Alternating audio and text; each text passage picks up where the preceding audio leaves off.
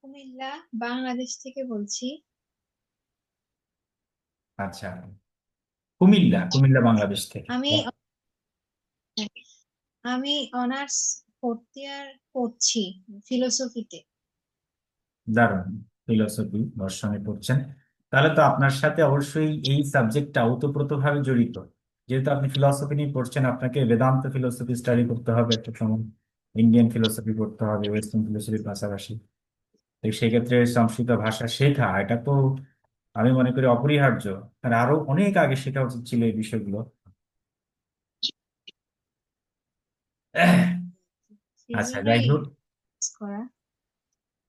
হ্যাঁ, আচ্ছা, আপনার উদ্দেশ্যটা কি, মানে এটা এটা এই যে আপনি শিখছেন বা এটা যে পড়বেন শিখবেন, এই সাবজেক্টটা মানে শেখার পেছনে কারণটা কি?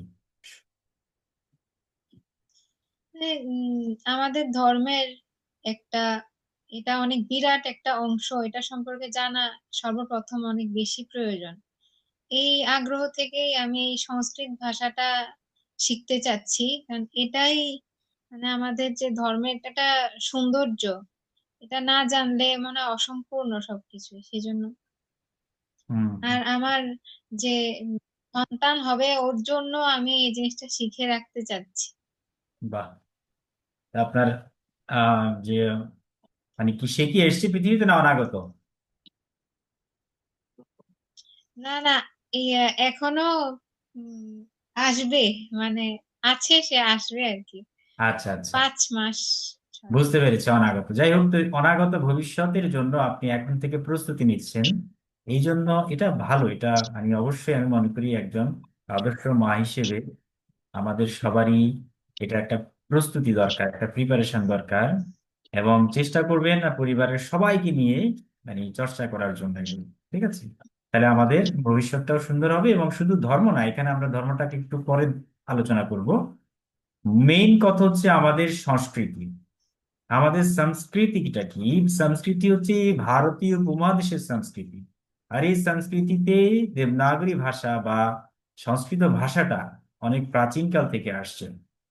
ধর্ম তো অনেক রয়েছে এখানে, বুদ্ধিস্ট আছে, জৈন ধর্ম রয়েছে, শিখ ধর্ম রয়েছে, হিন্দুইজম রয়েছে, ইসলাম রয়েছে, হ্যাঁ, খ্রিস্টান তো আছেই। তো এভাবে আরো ওরকম প্রায় 4,000 মতো ধর্ম মতবাদ রয়েছে। কিন্তু সেইটি বিষয় না, সেটি হচ্ছে আপনি যে ইন্ডিয়ান কালচার, ইন্ডিয়ান সংস্কৃতি বা ভারতীয় সংস্কৃতি জানতে হলে আপনাকে এই ভাষাটা শিখতে হবে। কেমন, এটা আমরা প্রথম ক্লাসে অনেক এগুলো নিয়ে আলোচনা করেছি। আজকে হয়তো ওরকম বিস্তৃত ভাবে একদম এটা আলোচনা করার হয়তো খুব একটা সুযোগ নেই, সামনে আলোচনা করে নেব। তবে হ্যাঁ, আপনাকে সাধুবাদ জানাই এবং আপনি শিখছেন, আপনি আমাদের সাথে থাকবেন সেজন্যে। আর চেষ্টা করব আমরা আমাদের যেটা নিয়ম সেটা আমরা একটু বলে দিই, যারা নতুন যুক্ত হচ্ছেন বা হবেন। তো তাদের নিয়ম হচ্ছে আমাদের খাতা কলম থাকতে হবে। কলমের ক্ষেত্রে অবশ্যই রেড পেন, ব্লু পেন, হ্যাঁ, এই দুটো সাথে রাখবো আমরা সব সময়, মানে লাল রং এবং নীল রং, এই দুটো রং, এবং একটি খাতা রাখবো। খাতার কভার পেজটা একটু নীল রঙের বা সমুদ্রের হলে বা সাগরের ছবি বা পাহাড়ের ছবি বা নীলাকাশ এরকম রঙের থাকলে সবচেয়ে ভালো। কেমন, কারণ এটা হচ্ছে আমাদের প্রশান্তির রং আমাদের। হ্যাঁ, বা সবুজ রং রাখতে পারেন, সেটিও ভালো। তো এই ক্ষেত্রে আর রেগুলার আমরা অবশ্যই শেখার মন মানসিকতা নিয়ে আমরা পড়াশোনা করতে হবে। খুব বেশি পড়াশোনা না, গল্পে গল্পে আনন্দ ছন্দে ছন্দে আমরা সবকিছু শিখে যাব ধীরে ধীরে। এটার কালচারের ভিতরে প্রবেশ করব, এবং এই ভিতরে প্রবেশ করার পরে দেখবেন যে আপনি আস্তে আস্তে আস্তে আস্তে ফিলসফি যেটা বুঝতে, মানে জীবনের যে ফিলসফি সেটি আস্তে আস্তে বুঝতে পারবেন।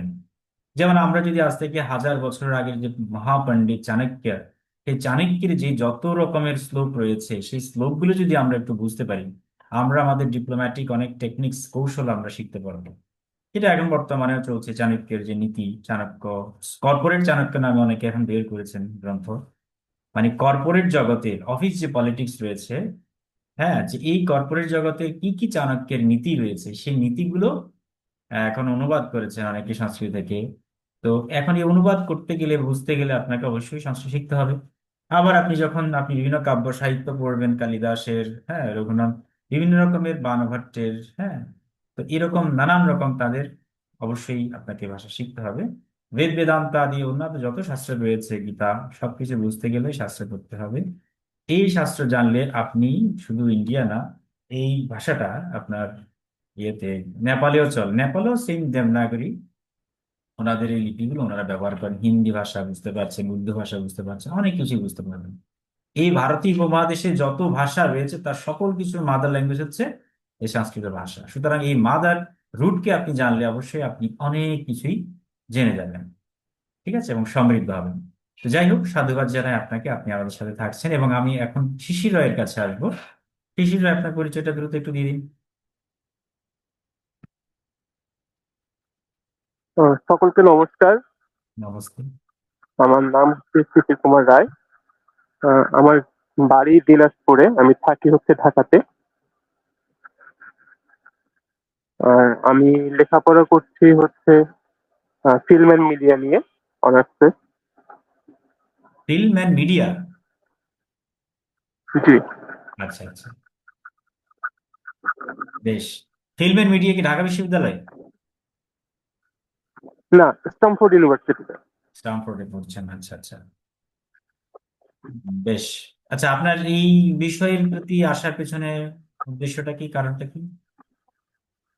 আম, সংস্কৃত ভাষা তো মানে আমাদের ধরেন ধর্মীয় যে গ্রন্থগুলো আছে, যেমন গীতা, তারপর আমাদের যে সনাতন ধর্মের যে মূল গ্রন্থ বেদ, সেগুলো তো সমস্ত কিছু সংস্কৃত ভাষাতে। তো আহ, এইগুলো জানতে গেলেও আমাদের এই ভাষাটা জানাটা খুব দরকার। যদিও বইগুলোর মধ্যে এবং অনুবাদ সহ থাকে, কিন্তু নিজের পাঠের যে একটা ব্যাপার থাকে, ভাষার উচ্চারণের ব্যাপারটা থাকে, সেগুলো জানার জন্য আসলে এই শেখার আগ্রহটা। বাহ, বেশ বেশ, ঠিক আছে, দারুণ বলেছেন। হ্যাঁ, আমাদের আসলে ওইটাই যে আমাদের মানে আচ্ছা, আমি চ্যাট বক্সে একটা পোস্টার দিয়ে দিয়েছি। এটা হচ্ছে আমাদের শ্রী সুমন কান্তি ঘোষ মহোদয়, তিনি হয়তো বা বলা যায় শুক্রবারে একটা ক্লাস, কয়েকটা ক্লাস দিবেন শ্রীমদ্ ভাগবত গীতা বিভিন্ন পাঠ কৌশল নিয়ে। আম, তো আমরা সেই ক্লাসটা উপভোগ করবো সবাই। হয়তো ক্রমান্বয়ে আরো নেবেন, ধীরে ধীরে, ধাপে ধাপে। আমিও নেব কিছু বিষয় নিয়ে, উনিও কিছু বিষয় নেবেন। আমরা একটা একটা ভেরিয়েশন, মানে একটা ভেরিয়েশন রাখার চেষ্টা করছি, যাতে সবার জন্য বোরিং ফিল না হয় আর কি। আচ্ছা শিশির, আপনাকে অত্যন্ত সাধুবাদ জানাই, আপনিও সবাই একই কথা, যেন আমরা এই আমাদের সংস্কৃতিটা যাতে বুঝতে পারি, ঠিক আছে। আচ্ছা, আরেকজন মানে 790, এটা একটু রিনেম করে দেবেন। আপনি কে বলছেন, একটু আনমিউট করে বলুন। দা ভাই, আমি বলছি। আচ্ছা আচ্ছা, ঠিক আছে। তাহলে আমরা শুরু করি আজকের ক্লাস। আমাদের গত ক্লাসে আমরা পড়েছিলাম, কি পড়েছিলাম দেখি, বলুন আপনারা, কি কি আমরা চর্চা করেছি। যারা ক্লাস করেছেন তারা একটু এগিয়ে আসুন, বলেন দেখি কি কি পড়া হয়েছে, কি কি আলোচনা হয়েছে। আমি আমাদের গ্রুপটা একটু দেখে নিই। গ্রুপটাতেই দেওয়া আছে, লাস্টে আমরা সর্বশেষ আলোচনা করেছিলাম স্বীকরতু। স্বীকারতু মানে নিন নেওয়া আছে, এটা আমাদের লাস্ট নোটস ছিল। সেখান থেকে আমরা স্টাডি করি, তাহলে চলুন। আচ্ছা, এবার সবার উদ্দেশ্যে বলছি, আপনারা এবার আমাদের ক্লাসটাকে একটু উপভোগ করার চেষ্টা করুন। যদি কোনো প্রশ্ন থাকে হ্যান্ড রেজ করবেন, তাহলে আমরা সুযোগ দেব আপনাকে বলার, আপনিও বলতে পারবেন। আচ্ছা, এখন আমরা যে গত ক্লাসে যেটা পড়েছিলাম সেটা ছিল স্বীকরতু। স্বীকরতু, স্ক্রিনটা দেখতে পাচ্ছেন কিনা আমাদেরকে একটু জানাবেন।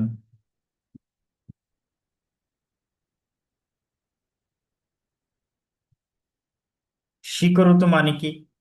পর্যাপ্তম, স্বীকরতু, এই দুটো শব্দ সংস্কৃত ভাষায় প্রায় ব্যবহৃত হয়, কিন্তু আমাদের শিখতে হবে। একটা হলো মাস্তু। মাস্তু শব্দটা আমাদের সংস্কৃতে বেশ চলে।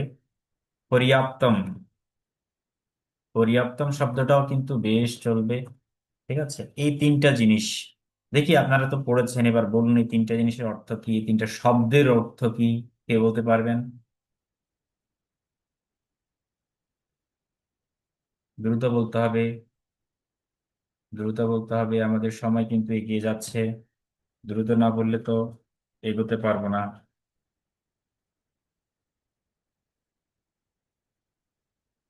আচ্ছা, আরো কিছু শব্দ বলি। পর্যাপ্তম ছাড়া আমাদের আরেকটি হচ্ছে আবশ্যকম, এটাও আমাদের ছিল, আমি বললাম অনেকেই যুক্ত হয়নি তাই আমি একটু রিপিট করে দিচ্ছি। আবশ্যকম গেল, এটাও লিখলাম। মাস্তু লিখলাম, ঠিক আছে। আচ্ছা, এরপরে আমাদের, এটা তো আমরা সবাই জানি, তারপরেও লিখলাম। হুম। এবং আরেকটি হচ্ছে ধন্যবাদ। তো এই যে শব্দগুলো আমরা লিখলাম, এই শব্দগুলোর অর্থ এবং তার প্রয়োগ আমরা দেখব, ঠিক আছে। এখন চ্যাট বক্সে শুভ সাহা, হ্যাঁ শুভ সাহা, আপনি বললাম এই শব্দগুলোর অর্থ কি, সংস্কৃত ভাষায় এই শব্দগুলো কোনটা কি অর্থে ব্যবহৃত হচ্ছে, স্বীকরোতু মানে কি, সেগুলোর উত্তর দিতে হবে। আমরা যা যা শব্দ শিখলাম সেই শব্দগুলো প্রয়োগ শিখতে হবে তো। গত ক্লাসে আমরা আরো অনেক কিছুই পড়েছি, আমরা বিভিন্ন বিষয়গুলো পড়েছি, তাহলে অধ্যয়ন বিষয় কি আবশ্যক, স্বীকরোতু, স্বীকরোতু মানে কি, বলুন বলুন, যারা ক্লাস করেছেন বলুন। কি হলো, সবাই একেবারে চুপচাপ হয়ে গেল। স্বীকারোক্তি মানে হচ্ছে গ্রহণ করা। হ্যাঁ সেটা, কিন্তু এতক্ষণ লাগছে কেন? রিসিভিং করা মানে গ্রহণ, স্বীকার করো, ঠিক আছে। আর কি কি হতে পারে, আমরা এই যে গ্রহণ, অথবা আমরা বলতে পারি আপনার উম, গ্রহণ করো বা নিন, ঠিক আছে, নিন হতে পারে, অথবা নাও, বিভিন্ন রকমের তাই আমরা বলি গ্রহণ। তাহলে যেমন ধরুন আমরা যদি বলি জলম স্বীকরতু, জলম সংস্কৃতে জলকে কি বলা হয়, জলম বলা হয়, এটা ক্লিবলিঙ্গ জলম, তাহলে জলম স্বীকরতু মানে জল নাও। ফলম স্বীকরতু মানে ফল নাও, ঠিক আছে। পুস্তকম স্বীকরতু মানে পুস্তক নাও। অন্নম স্বীকরতু অন্ন নাও। এই যে আমরা অনেক সময় নিমন্ত্রণে যখন আমরা বসি, আমাদেরকে অনেক ব্যঞ্জন, অন্ন ব্যঞ্জন, বিভিন্ন রকমের বিষয় বিষয় দেওয়া হয়, হ্যাঁ পদ আর কি। তো সেই পদগুলো দিলে কি হয়, আমরা অনেক সময় যিনি দেন তিনি বলছেন অন্নম স্বীকরতু জলম স্বীকরতু, ঠিক আছে, ব্যঞ্জনম স্বীকরতু। অর্থাৎ একটু নিন, হ্যাঁ, মানে স্বীকার করুন, গ্রহণ করুন বা নিন বা নাও। তাহলে কিভাবে আমরা বলি পত্রিকা, মানে পত্রিকা স্বীকরতু, তারপরে আমরা পুস্তকম স্বীকরতু, হ্যাঁ, উপনেত্রম স্বীকরতু, চশমাটি নাও। চাষাকা স্বীকরতু, গ্লাস আর কি, গ্লাসকে বলা হয় চাষাকাহা, তাহলে চাষাকা স্বীকরতু, গ্লাসটি নাও। তাহলে আমরা এই শব্দগুলো আমরা অলরেডি পড়েছি, তারপরেও আজকে যেহেতু অনেকে নতুন আছেন সবার উদ্দেশ্যেই আর একটু বলার চেষ্টা করছি। তাহলে চষকহ, চষকহ মানে কি, গ্লাস। তাহলে শিকরতু, চষকা শিকরতু মানে কি, শিকরতু, তাহলে চষকা শিকরতু মানে হচ্ছে গ্লাসটি নাও। একইভাবে আমরা বলতে পারি জলম শিকরতু, জলম শিকরতু, ফলম শিকরতু, ঠিক আছে।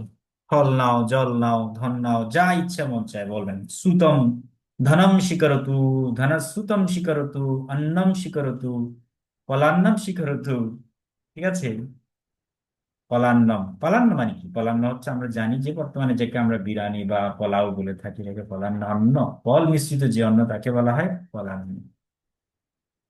তাহলে পলান্নম শিকরতু, ফলম শিকরতু, জলম শিকরতু, চষক, আশীর্বাদ, আশীর্বাদ শিকরতু মানে আশীর্বাদটা গ্রহণ করো, তাই না। প্রসাদম স্বীকরতু, আচ্ছা, পুরোহিত পুজো দিয়ে আপনাকে বললেন যে, আপনাকে বললেন যে প্রসাদম স্বীকরতু, প্রসাদটি নাও, ঠিক আছে। আচ্ছা যাই হোক, তো আপনি বললেন হ্যাঁ আম, হাম, আম মানে কি, আম মানে হচ্ছে হ্যাঁ, নিলাম, ওকে। আচ্ছা, এবার যদি আপনি স্বীকারোক্তি, তো আশা করি সবাই বুঝতে পেরেছেন স্বীকারোক্তি শব্দ কোন অর্থে ব্যবহৃত হয়েছে, এটা নিয়ে কি কারো কোনো অস্পষ্ট কিছু আছে? তাহলে আমরা যে কোনো বস্তুকে স্বীকার বা গ্রহণ করতে গেলে প্রথমে বস্তুটার নাম বলবো, ঠিক যেভাবে এই যে এখানে বস্তুটার নাম, এরপরে হচ্ছে আমরা স্বীকারোক্তি শব্দ প্রয়োগ করব। চাষাকার স্বীকারোক্তি, হ্যাঁ। এখন আপনি যদি বলেন না পুস্তকম স্বীকরোতু, পুস্তকম ন স্বীকরোতু, ন স্বীকরোতু মানে কি আমি গ্রহণ করলাম না বা করি নাই, আমি করি না, ঠিক আছে। ন শব্দটা মানে না অর্থ হবে। আচ্ছা, মাস্তু মানে কি? মাস্তু অর্থ হচ্ছে দরকার নেই, মাস্তু শব্দের অর্থ হচ্ছে দরকার নেই। তাহলে আপনাকে এখন অনেক পরিমাণে অন্ন দিয়ে দিচ্ছে, আপনি বললেন যে না দরকার নেই, দরকার নেই, তাহলে পর্যাপ্তম অর্থাৎ যথেষ্ট হয়েছে, এখন আর দরকার নেই, ঠিক আছে। তা আমি আরো কিছু বাক্য একটু বলার চেষ্টা করছি। যেমন ধরুন বৃষ্টি, ঠিক আছে, তো বৃষ্টি নাস্তি, বৃষ্টি নাস্তি মানে কি? মানে বৃষ্টি নেই, বৃষ্টি নাস্তি মানে বৃষ্টি নেই, ঠিক আছে, বৃষ্টি নেই, এটা নাস্তি শব্দ অর্থে আমরা প্রয়োগ করেছি। ছত্রম মাস্তু, ছাতারও দরকার নেই, তো বৃষ্টি নাই যখন ছাতারও কি দরকার নেই, ছাতারও দরকার নেই। তাহলে ছাতার কে সংস্কৃতে বলা হয় ছত্রম, ছত্রম মাস্তু, ছত্রম মাস্তু মানে ছাতার দরকার নেই। অন্নম মাস্তু, অন্নের দরকার নেই। পর্যাপ্তম, পর্যাপ্তম, আবশ্যকম না, না আবশ্যকম, ঠিক আছে, আবশ্যক নেই, পর্যাপ্তম, ঠিক আছে। ছত্রম, তো পিপাসা নাস্তি, যেমন ধরুন কথার কথা আপনি বললেন যে পিপাসা নাস্তি, তৃষ্ণা খুব একটা নেই, তো জলম, পিপাসা না থাকলে আমরা কি জল খাবো বা জল পান করবো? জলম মাস্তু, জলের দরকার নেই, ঠিক আছে। আচ্ছা, আর যদি পিপাসা থাকে, যেমন ধরলাম লিখলাম পিপাসা অস্তি, পিপাসা আছে, তো পিপাসা থাকলে কি হবে? তখন কি জল লাগবে না? কি বলতে হবে? জলম আবশ্যকম। এখন কি বলতে হবে? জলম আবশ্যকম। আমরা একটু পরে প্র্যাকটিসে আসবো একদম মৌখিক ভাবে, এখন আপাতত বাক্যগুলো বুঝে নিন। তাহলে বৃষ্টি নাস্তি ছত্রম মাস্তু, বৃষ্টি নেই ছাতার দরকার নেই। পিপাসা নাস্তি, পিপাসা নেই, জলম মাস্তু, জলম দরকার নেই। পিপাসাই অস্তি, জলম আবশ্যকম, ঠিক আছে। তাহলে পিপাসা আছে, জল আবশ্যক, ঠিক আছে। এখন আপনি ধরেন জল পান করলেন, পান করার পর আপনি কি বললেন? ধন্যবাদ, আপনাকে অসংখ্য ধন্যবাদ। অর্থাৎ কাউকে আমরা খুশি হয়ে কি করতে হয়? কৃতজ্ঞতা জ্ঞাপন করতে হয়, সেজন্য বলতে হয় ধন্যবাদ। ক্ষুধা আছে, ধরেন ক্ষুধা নাই, ভোজনম মাস্তু। ক্ষুধা, আমরা বলতে হবে কি ক্ষুধা নাস্তি ভোজনম মাস্তু। আর উল্টোটা করলে কি হবে? ক্ষুধা, ক্ষুধা অস্তি ভোজনম আবশ্যকম, ঠিক আছে, ভোজন দরকার, ভোজনম আবশ্যকম। পরীক্ষা নাস্তি, যেমন এখন বন্ধ, এখন নির্বাচন ইলেকশনের বন্ধ রয়েছে, পরীক্ষা নাস্তি, কোনো পরীক্ষা নেই। পঠনম মাস্তু, ছেলেপেলেরা ছাত্ররা তো সবাই বই একেবারে তুলে রেখেছে, শিখাই তুলে রেখেছে, তাহলে পঠনম কি হবে? মাস্তু। পরীক্ষা নাস্তি, পঠনম মাস্তু। তো একটু লেখি, না লিখলে আবার বলবেন বুঝতে পারছি না। মানে আপনাদের যারা নতুন আসছে সবাইকে বলছি, ভয় পাওয়ার কোনো কারণ নেই, আমরা সবগুলো নোটস আমাদের গ্রুপে দেওয়া হবে আবার। শুধুমাত্র আপনি বোঝার চেষ্টা করুন, প্রয়োজনে নোটস করুন, লিখে রাখুন, ঠিক আছে। পরীক্ষা নাস্তি, তাহলে পরীক্ষা নাস্তি মানে হচ্ছে পরীক্ষা নেই, পরীক্ষা নেই, পরীক্ষা নেই যখন আমাদের কি হবে? পুস্তকম বা পঠন, যে কোন যেটাই বলি, তাহলে পঠনম মাস্তু, পাঠের কোনো দরকার নাই, ঠিক আছে। পরীক্ষা নাস্তি বা পুস্তকম নাস্তু আমরা বলতে পারি। বালিকায় অস্তি বিবাহ মাস্তু, বালিকায় আছে, বালিকা আছে মানে কি? কন্যা আছে, বালিকা আছে, মেয়েটি আছে, হ্যাঁ। বিবাহ মাস্তু মানে হচ্ছে বিবাহ দরকার নেই। বালিকা আছে, বিবাহ অস্তু হবে, হ্যাঁ, বিবাহ দরকার আছে। ভয়ম মাস্তু, ভয় নেই, ভয় নেই। কোলাহলা মাস্তু, দুঃখম মাস্তু, চিন্তা মাস্তু, চিন্তা মাবদ। আমরা অনেক সময় মাবদ শব্দটা ইউজ করি, চিন্তা মাবদ বলি না। চিন্তা মাবদ মানে চিন্তা করো না, চিন্তা মাস্তু, চিন্তা করো না। বিবাদ মাস্তু, ঝগড়া বিবাদ করো না। রাজনীতি মাস্তু, রাজনীতি দরকার নেই। বিবাহ মাস্তু মানে, সরি, বিবাদ মাস্তু মানে হচ্ছে ঝগড়ার দরকার নেই, ঠিক আছে। পুনর্মিলামহ, আমরা পুনর্মিলাম মানে হচ্ছে পুনরায় মিলিত হব, পুনর্মিলামহ মানে হচ্ছে পুনরায় মিলিত হব। তাহলে এই যে শব্দগুলোর প্রয়োগ দিয়ে আমরা ছোট ছোট এরকম বাক্য গঠন করতে পারছি। কাউকে যখন আপনি নতুন করে স্বাগতম জানাতে চাচ্ছেন, তখন বলতে হবে স্বাগতম। হুম। আর স্বাগতমকে আমরা যদি সন্ধি বিচ্ছেদ করে বলি বা ভাঙি, তখন বলতে হবে স্বাগতম, ঠিক আছে।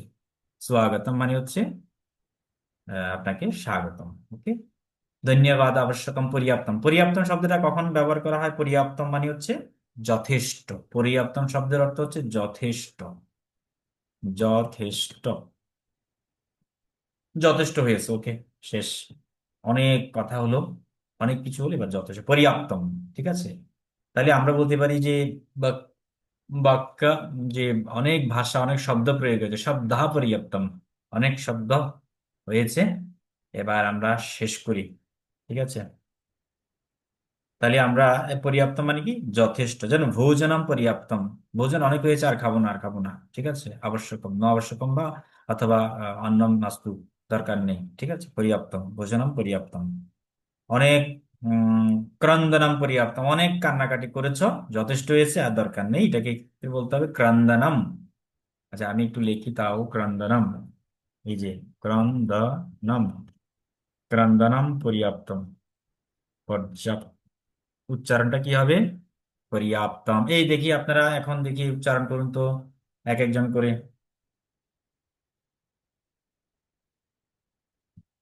শয়নম পর্যাপ্তম, অনেক ঘুমিয়েছে, এবার উঠো, উত্তিষ্ঠতু, জেগে ওঠো। ঠিক আছে, উত্তিষ্ঠতি মানে কিছু, জেগে ওঠো।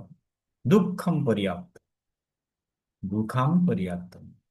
সুখম পর্যাপ্তম, সুখ যথেষ্ট হয়েছে। আমরা সুখের কথা বলি, যেমন সুখ, তাহলে বলতে হবে সুখম পর্যাপ্তম, মানে কি সুখ অনেক হয়েছে, যথেষ্ট হয়েছে। দুঃখ, দুঃখের ক্ষেত্রে আমরা কি বলবো? দুঃখম পর্যাপ্তম, দুঃখ সুখ অনেক হয়েছে। তাহলে পর্যাপ্তম, বাংলায় আমরা এটাকে বলি পর্যাপ্তম, কিন্তু সংস্কৃতে কি বলতে হবে? পর্যাপ্তম। উচ্চারণটা একটু লিখে দিচ্ছি, দেখুন খেয়াল করুন, উচ্চারণটা লিখে দিচ্ছি, পর্যাপ্তম। আচ্ছা পর্যাপ্ত এভাবে লিখি, পর্যাপ্ত, পরি আপের নিচে একটা হর্ষ চিহ্ন হবে, তম। ঠিক আছে, পর্যাপ্তম, পরিআপ্তম, পরিপটা একটু লম্বা টান হবে, পরিআপ্তম। ঠিক আছে, পরিআপ্তম মানে পর্যাপ্তম। অন্যম পর্যাপ্তম, ভোজনম পর্যাপ্তম, জলম পর্যাপ্তম। ঠিক আছে, জলম পর্যাপ্তম, পত্রম পর্যাপ্তম, পুস্তকম পর্যাপ্তম, পঠনম পর্যাপ্তম, যথেষ্ট পাঠ হয়েছে, শেষ। ওকে, আচ্ছা স্বাগতম, স্বাগতম। এখন এই যে প্রত্যেকটা শব্দ, প্রত্যেকটা শব্দ যা যা আমরা আলোচনা করেছি আজকে, প্রত্যেকটা শব্দের সঠিক উচ্চারণ আমাদের করে শোনাবেন। প্রথমে কে শোনাবেন? আমি বলছি, ধারাবাহিকভাবে সবাই।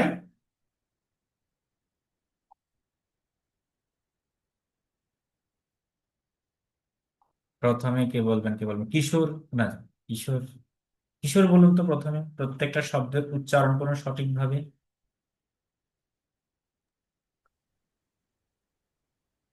शक्यते मास्तु पर्याप्तम् आवश्यकम् स्वागतम् धन्यवादम् হুম, আর धन्यवादम्। আরেকটু আরেকটু পরিমার্জিত হতে হবে, আরেকটু সংস্কার করতে হবে। আচ্ছা এবার আমি দেখি যে ভাই বলুন না, প্রথা, প্রথা বলুন। প্রথা, আর প্রথা না, আপনার নাম তো প্রথা না, নাকি কার নাম কি জানি, এটা তো অন্তরা মনে হয়।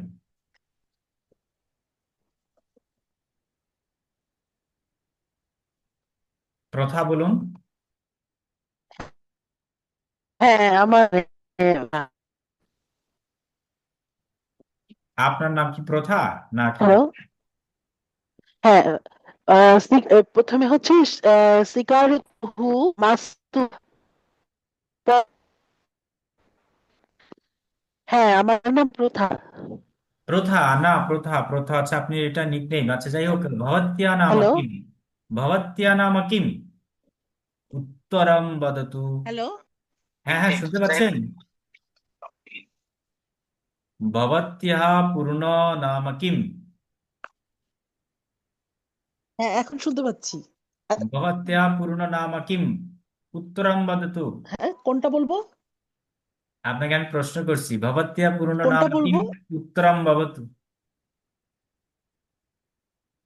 হ্যালো, হ্যালো, কি শুনতে পাচ্ছেন? আমার পুরো নাম, হ্যাঁ হ্যাঁ আমার আমি পুরো নাম, আপনাকে কি বললাম? ভবত্যা পূর্ণ নাম কিম? হ্যাঁ আমি শুনতে পাচ্ছি। ঠিক আমার পূর্ণ নাম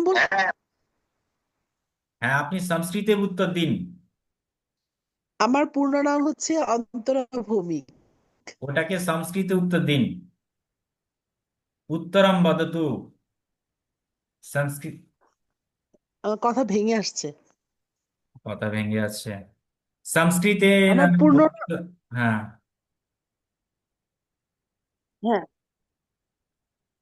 সংস্কৃতে আপনি উত্তর দিন না, আমার পূর্ণ নাম আহ, হচ্ছে আমার অন্তরা। পূর্ণ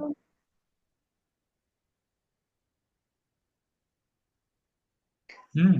আহ, আমার এটা আমি পারবো না।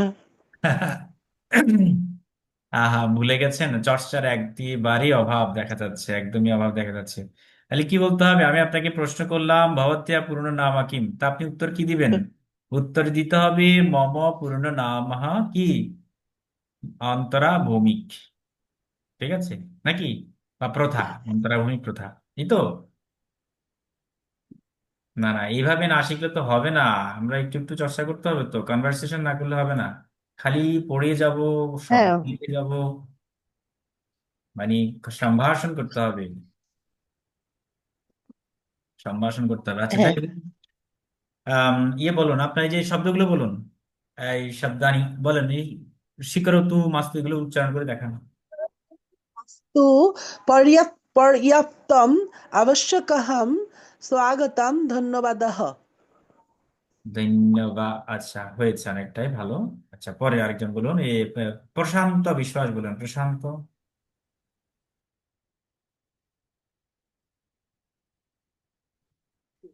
করতো মাস্তু পর্যাপ্তম আবশ্যকম স্বাগতম ধন্যবাদः।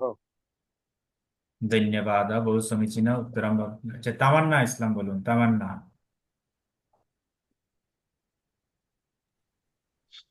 হ্যালো, স্যার শুনতে পাচ্ছেন? হ্যালো, শুনতে পাচ্ছি একদম। হ্যালো। জি।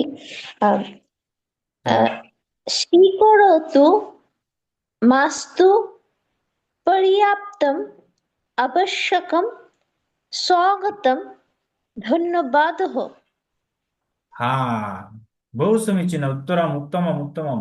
খুবই দারুণ বলেছেন। হ্যাঁ, আপনার আগ্রহ, চর্চা দেখে আসলে আমাদের খুবই ভালো লাগছে।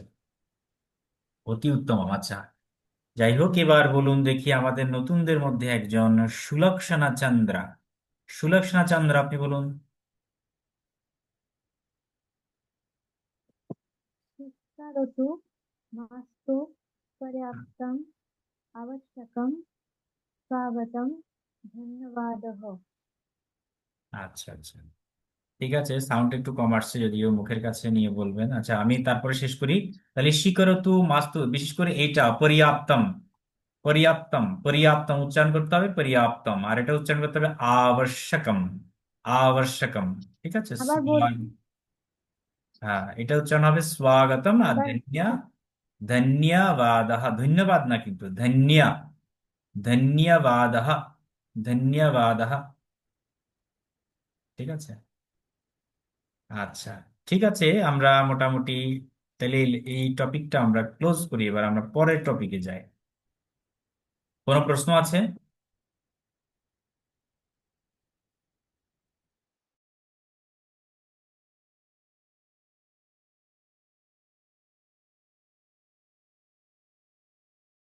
বলেন, কারো প্রশ্ন আছে?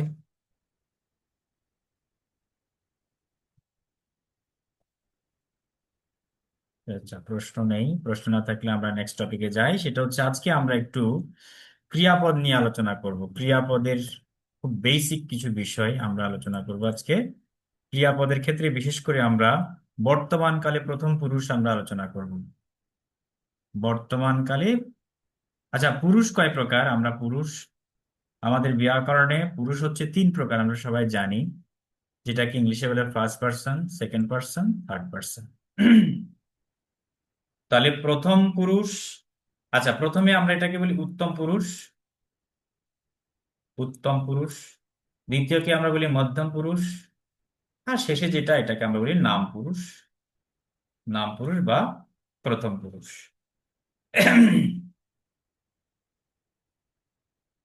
এটা আমরা বাংলা ভাষায় সবাই জানি, সবাই পড়েছি। সংস্কৃতে একই ব্যাপার, নাম পুরুষ বা প্রথম পুরুষ। পুরুষ হচ্ছে টোটালি 3 প্রকার। আমরা এখন থেকে এটা দিয়ে প্র্যাকটিস করব ধীরে ধীরে। তো আজকে আমরা একদম সহজ টপিক, সেটি হলো আমরা নাম পুরুষ দিয়ে শুরু করছি, যেটাকে আমরা ইংরেজিতে বলি থার্ড পার্সন, ইংলিশে বলি আমরা থার্ড পার্সন। আমি ইংলিশ শব্দটা কেন বলছি, একটু রিলেট করে করে পড়াচ্ছি যাতে আপনাদের বুঝতে আরো সুবিধা হয়। আর আমরা আসলে বাংলা ভাষার চেয়ে ইংরেজি ভাষাটা আমার মনে হয় আমরা একটু ভালো বুঝি কিছুটা, কারণ সারা জীবন এত ইংরেজি পড়তে হয়েছে আমাদের। হ্যাঁ, এটা শেষ নেই। বাংলা পড়ি নাই বেশি, কিন্তু ইংরেজি বেশি পড়তে হয়েছে। তাছাড়া অনার্স মাস্টার্স সব মিডিয়ামই সব ইংলিশ। তো যাই হোক, আমরা আজকে পড়ছি যে বর্তমান কাল, বর্তমান কালে প্রথম পুরুষ, প্রথম পুরুষ। এটা আমরা কিভাবে বাক্য প্রয়োগ করব সেই প্রক্রিয়াটা আমরা এখন আজকে শিখব। তাহলে প্রথম আলোচনা আগে একটু বুঝতে বুঝতে থাকুন। তাহলে আমরা এরকম থার্ড পার্সন কিছু মানে একটা শব্দ লিখি, সেটা হলো বালাকাহ। আপনাদের মতো করে দেবেন, যেমন ধরুন এখানে আমাদের শিশির লিখেছে, শিশিরাহ। হম তিনি একজন থার্ড পার্সন। এরপরে আমরা বলি গায়কাহ, দিলাম। নায়কাহ, দিলাম। রামাহ, দিলাম। এরা সবাই হচ্ছে থার্ড পার্সন, সিঙ্গুলার নাম্বার। মানে অর্থাৎ থার্ড পার্সন বলতে আমাদের প্রথম পুরুষ এক বচন, এক বচন, প্রথম পুরুষ এক বচন। এরকম যত নাম আছে আমি আপনি ছাড়া, এটা সবসময় মুখস্থ করে। অহম মানে হচ্ছে আমি, ত্বম মানে তুমি, আর সহ মানে সেই, সা মানে সে। তাহলে অহম, ত্বম, সহ, অহম তম সহা, এভাবে পড়ে ফেলবেন সবাই। এখন এই যে বালকহ, শিশিরাহ, গায়কহ বা যে কোনো নাম, যে কোনো নাম, সেটা ব্যক্তি হোক, বস্তু হোক, বা মানে পশু পাখি প্রাণী যাই হোক না কেন, সকল এই নামগুলোকে আমরা বলি প্রথম পুরুষ বা আহ, নাম পুরুষ, তেমন। তাহলে এখন এগুলো নাম বোঝায়। তাহলে এই প্রথম পুরুষের ক্ষেত্রে আমরা কিভাবে বাক্য তৈরি করবো, এটাতে গেল আমাদের সাবজেক্ট। এগুলো হচ্ছে আমাদের সাবজেক্ট, বা আমরা যেটাকে বাংলায় বলি কর্তা। এগুলো হচ্ছে কর্তা। তাহলে এখন বাক্য তৈরি করার জন্য কি লাগে, বা ইংলিশে বাক্য তৈরি করার জন্য, আচ্ছা ইংলিশ বাদ দেন, আমরা বাংলায় বলি প্রথমে কি লাগে, কর্তা। তারপর কি লাগে, কর্ম। এরপর কি হচ্ছে, ক্রিয়া। ক্রিয়া। এভাবে তো আমরা বাংলা বাক্যের স্ট্রাকচারটাকে আমরা পড়েছি, এবং সেই স্ট্রাকচারটাই আমরা আজকে প্রয়োগ করব। তাহলে কর্তা, কর্ম, ক্রিয়া। এখন আমরা আগে প্রথমে কর্মটা বাদ দিন, আমরা শুধুমাত্র কর্তা এবং ক্রিয়া দিয়ে আমরা শেখার চেষ্টা করি। প্রথমে আমরা সাবজেক্টগুলো লিখলাম, এবার আমরা ক্রিয়াপদটাকে লিখবো। বর্তমান কালে প্রথম পুরুষের জন্য যেগুলো বসে, সেটা হচ্ছে তি যুক্ত হবে। সবসময় মনে রাখবেন, ধাতুর সাথে কি যুক্ত হবে, তি যুক্ত হবে। সংস্কৃত ভাষার যে বইটি আমি কম্পোজ করেছি এবং সেটিতে এত সহজ শর্টকাট দেখানো হয়েছে, সেখান থেকে পড়াবো, সমস্যা নেই। ধাতুর সাথে সবসময় তি বিভক্তি যুক্ত হবে। তাহলে এরকম একটা ধাতু, এরকম একটা ধাতু, ধাতু মানে কি, এই যে মানে ক্রিয়াগুলোকে ধাতু বলা হয়। যেমন গম ধাতু, তাহলে গম ধাতুর সাথে তি যুক্ত হয়ে গেছে, হয়ে গেছে কি গমতি। হ্যাঁ, এরকমই তো হওয়ার কথা। কিন্তু আমাদের গমাতি এক্ষেত্রে হবে না। বর্তমান কালে এই গম ধাতুর পরিবর্তন হয়ে বিভিন্ন রূপ গিয়ে গচ্ছ শব্দের রূপ নেই, গচ্ছ। তাহলে গচ্ছের সাথে তি যোগ হলে কি হয়ে যায়, গচ্ছতি। গচ্ছতি মানে হচ্ছে যায়। গচ্ছতির বাংলা অর্থ হচ্ছে যায়। ঠিক আছে, তাহলে এটা হচ্ছে আমাদের জন্য সঠিক। এরকম আমরা আরেকটা ক্রিয়াপদ লিখলাম, এই আগচ্ছতি। আগচ্ছতি মানে হচ্ছে আসে, এটা অর্থ হচ্ছে আসে, সরি, আসে। আর গচ্ছতি মানে কি, যায়। গচ্ছতি মানে হচ্ছে যায়। এখন আমরা এই যে বালাকাহা গাচ্ছতি, দেখুন বাক্যটা কি তৈরি হলো, বালাকাহা গাচ্ছতি, বালকটি যায়। শিশিরাহা গাচ্ছতি, শিশির যায়। গায়কাহা গাচ্ছতি, গায়ক যায়। নায়কাহা গাচ্ছতি, নায়ক যায়। রামাহা গাচ্ছতি, রাম যায়। ঠিক আছে, এরকম রাম শ্যাম যদু মধু যা মন চায় আপনারা লিখতে পারেন। এখানে গচ্ছতি মানে হচ্ছে যায়, আর আগচ্ছতি মানে কি, আসে। আগচ্ছতি মানে আসে। তাহলে আমরা যদি বলি কৃষ্ণঃ আগচ্ছতি, কৃষ্ণ আসে। ঠিক আছে, তারপরে আমরা বলি যে রামঃ আগচ্ছতি, রাম আসে। বৈদ্যঃ আগচ্ছতি, ডাক্তার আসে। ঠিক আছে, তো এভাবে আমরা বিভিন্ন শব্দকে প্রয়োগ করে আমরা দিতে পারি। ঠিক আছে, বালকঃ মানে হচ্ছে বালকটি, ছাত্রঃ, ছাত্র মানে কি? ছাত্রটি বা শিক্ষার্থী আর কি। ছাত্রটি আসে, ছাত্রটি যায়। তাহলে ছাত্রः গচ্ছতি, ছাত্রটি যায়। ছাত্রः আগচ্ছতি, ছাত্রটি আসে। ঠিক আছে, একইভাবে আমরা বলতে পারি শিশিরः গচ্ছতি, শিশিরः আগচ্ছতি। শিশির যায়, শিশির আসে। গায়কः গচ্ছতি, গায়কः আগচ্ছতি। নায়কः গচ্ছতি। আচ্ছা, এখানে আমি বিসর্গ দিতে ভুলে গেছি, এটা বিসর্গ হবে, কারণ আমরা জানি যে এক বচনে শব্দের ক্ষেত্রে মানে পুরুষ এক বচনে শব্দের ক্ষেত্রে বিসর্গ দিতে হয়। তাহলে নায়কः গচ্ছতি, নায়কः আগচ্ছতি। আচ্ছা, এইভাবে আমরা অনেক দিতে পারি। যেমন আরো বলি যে রমেশः গচ্ছতি, রমেশः আগচ্ছতি। ঠিক আছে, বোঝা গেল ব্যাপারটা?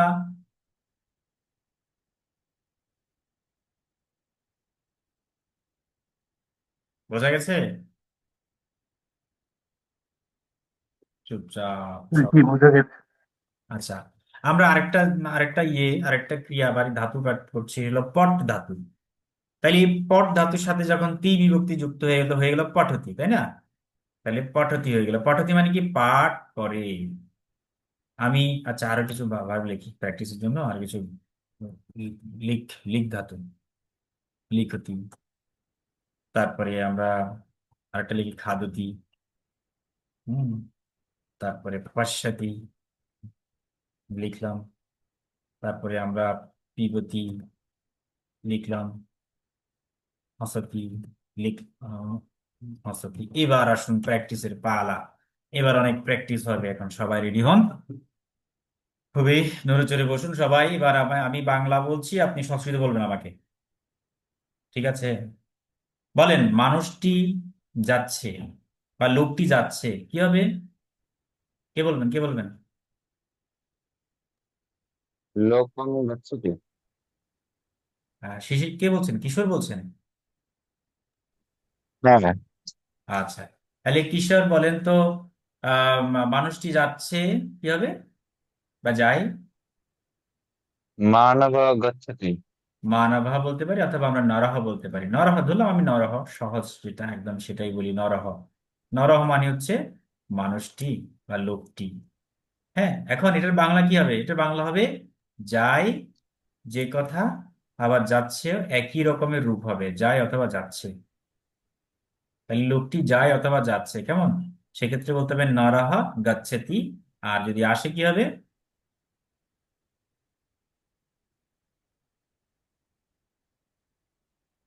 যদি বলি আসে, লোকটি আসে, আসছে, তাহলে কি হবে? আগচ্ছতি। হ্যাঁ, নরः নরः আগচ্ছতি। আগচ্ছাতি। Good, very good. এবারে আমি একটু অন্য ধাতুতে চলে যাচ্ছি বা অন্য ক্রিয়ায় চলে যাচ্ছি, সেটা পঠতি। পঠতি মানে কি? পাঠ করে। পঠতি মানে হচ্ছে পাঠ করে। লিখতি মানে হচ্ছে লিখে। খাদতি মানে হচ্ছে খায়। পশ্যতি মানে হচ্ছে দেখে, চোখ দিয়ে দেখে আর কি। আর পিবতি, পিব ধাতু থেকে আসছে। পিবতি মানে হচ্ছে পান করে, যেমন আমরা জলম পিবতি, উনি জল পান করে। হসতি মানে কি? হাসে। তাহলে আমি যদি বলি, ধরুন যে শিশির পড়ে, তাহলে কি হবে?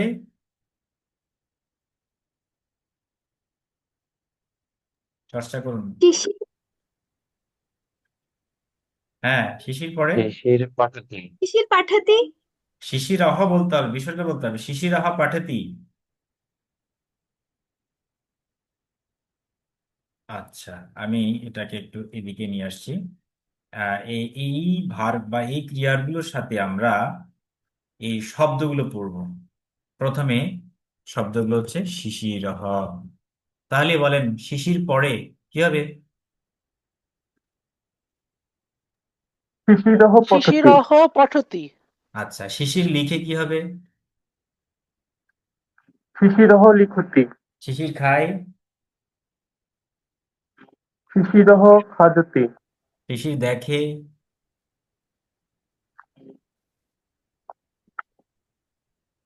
শিশিরः পশ্যতি। পশ্যতি, পশ্যতি। শিশির পান করে? শিশিরহ পিবতি। আচ্ছা, শিশির হাসে? শিশিরः পিশতি হসতি, হাসতি। হসতি, হসতি বলতে হবে। শিশিরः হাসতি হ্যাঁ, হাসতি। হসতি, এটা হস ধাতু থেকে আসছে, হস। এই যে হস, হস মানে হচ্ছে হাসা আর কি। এই হস ধাতু থেকে আসছে হসতি। হসতি হয়ে যাবে, কেমন? তাহলে পিপ পিপ ধাতু থেকে পিবতি, পশ ধাতু থেকে পশ্যতি, খাদ ধাতু থেকে খাদতি, লিখ ধাতু থেকে লিখতি, পট থেকে পঠতি। আচ্ছা, খেলা করা, খেলা করা যে ক্রীড়া আর কি, ক্রীড় ধাতু থেকে ক্রীড়তি, ধাব মানে চলে দৌড়ায়, ধাব ধাতু থেকে ধাবতি, উত্তিষ্ঠতি মানে উঠে, উপবিশতি বসে। আচ্ছা, আমি দিয়ে দেবো নোটস, অনেকগুলো ভার্বের লিস্ট আজকে দেবো, ক্রিয়ার অনেক ক্রিয়াপদ একটু শিখতে হবে। বললাম না, যত আমাদের অ্যাডভান্সের দিকে যাবে তত আমাদের পড়াশোনা করতে হবে একটু, নাহলে কিন্তু আমরা আগাইতে পারবো না। এবং এগুলো আমাদের একটু একটু চর্চা করতে হবে, উপায় নেই। আচ্ছা, গেল। হুম, তারপরে আমরা এই যে আস্তে আস্তে রাম দিয়ে প্র্যাকটিস করি, যেমন এভাবে প্র্যাকটিস করবেন, আমি দেখাচ্ছি নিয়মটা, বাসায় প্রতিদিন বলবেন। রামঃ পঠতি, রাম পড়ে, রামঃ লিখতি, রাম লেখে, রামঃ খাদতি, রাম খায়, রামঃ পশ্যতি, রাম দেখে, রামঃ পিবতি, রাম পান করে, রামঃ হাসতি, রাম হাসে। এভাবে আপনি একটা সাবজেক্ট নিলেন, আর সেই সাথে ক্রিয়াপদটাকে আপনি জুড়ে দিলেন, ব্যাস হয়ে গেল। এবং এখানে তি বিভক্তি যোগ হবে, দেখেন প্রত্যেকটা ক্রিয়ার ধাতুর পরে তি বিভক্তিটা যুক্ত হয়েছে। তাহলে এখানে গ্রামারটা কি, এখানে ব্যাকরণের নিয়মটা কি? ব্যাকরণ নিয়মটা হচ্ছে থার্ড পার্সনের ক্ষেত্রে, এগুলো সব থার্ড পার্সন কিন্তু মানে প্রথম পুরুষ বা, এই প্রথম পুরুষের ক্ষেত্রে আমরা ধাতুর পরে কি যোগ করি? এই যে আমি প্রথমে সূত্রটা লিখে দিয়েছি, তি বিভক্তি যুক্ত হয়। ঠিক আছে, তি বিভক্তি যুক্ত হয়, তি। তো এখন আমরা তো সাবজেক্ট দেখলাম বা ধাতু মানে ক্রিয়া দেখলাম, তো আমাদের কর্ম, আমাদের অবজেক্টও তো একটু একটু শিখতে হবে। তাহলে আমি যদি বলি পঠতি, শিশির পড়ে, শিশিরা পঠতি, এখন শিশিরা কিম কিম পঠতি, কি পড়ে? উত্তর হচ্ছে পুস্তকম পঠতি। দেখুন, কর্মে সবসময় আমরা জানি দ্বিতীয় বিভক্তি যোগ হয়, কর্মে সবসময় দ্বিতীয়া। কর্ম মানে কি? কর্ম মানে হচ্ছে অবজেক্ট। যেমন আমি কয়েকটা অবজেক্টের নাম বলি, যেমন পুস্তকম, পুস্তকম হতে পারে, ফলম হতে পারে, ঠিক আছে, জলম, জলম হতে পারে, ওকে।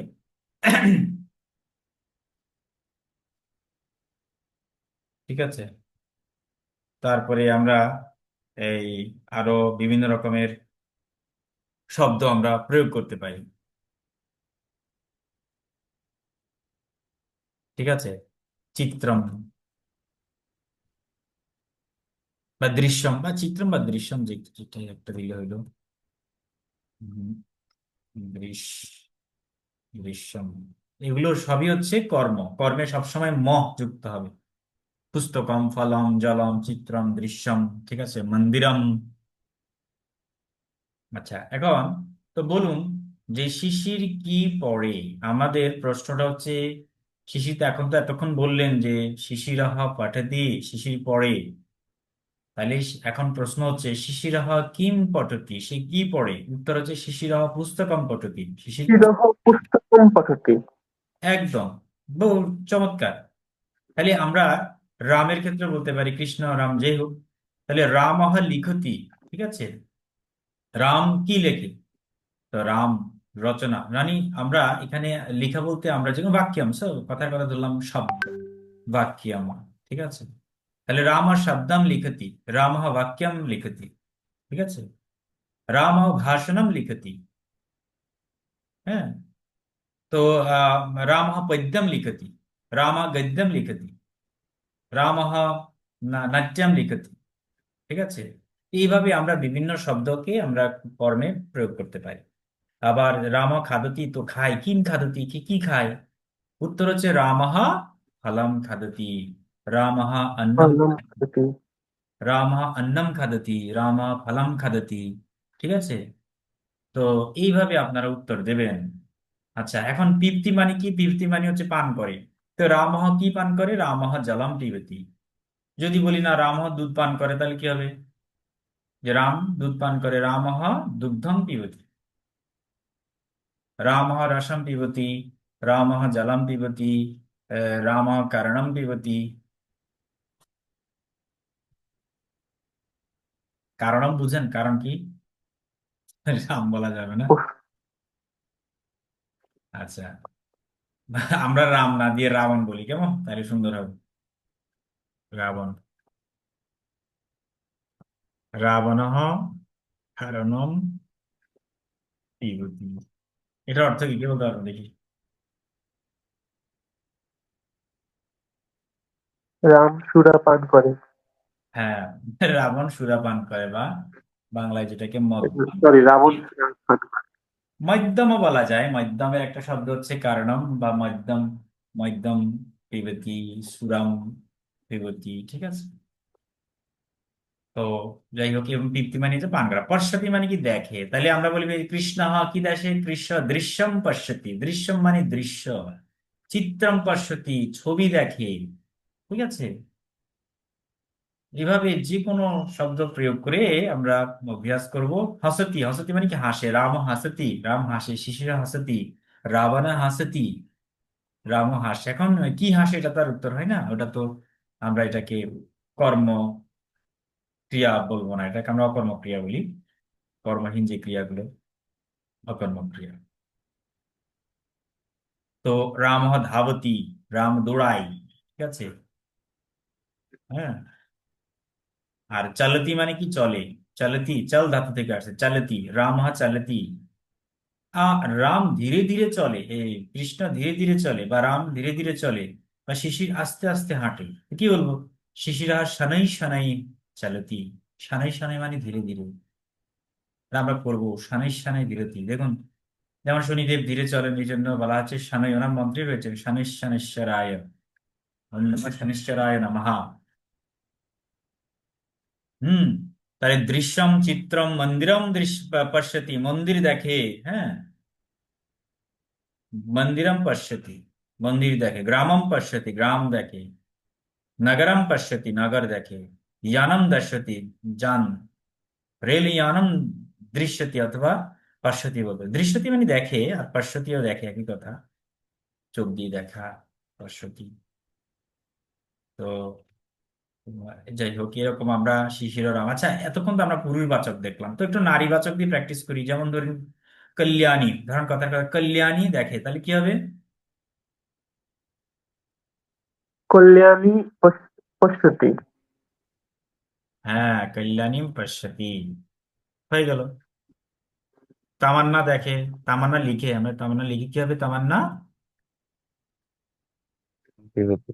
লিখতি। তো তামান্না কি লেখে? তামান্না পদ্যম লিখতি, পদ্যম লেখে, বা গদ্যম লেখে, ঠিক আছে। তামান্না পদ্যম লিখতি।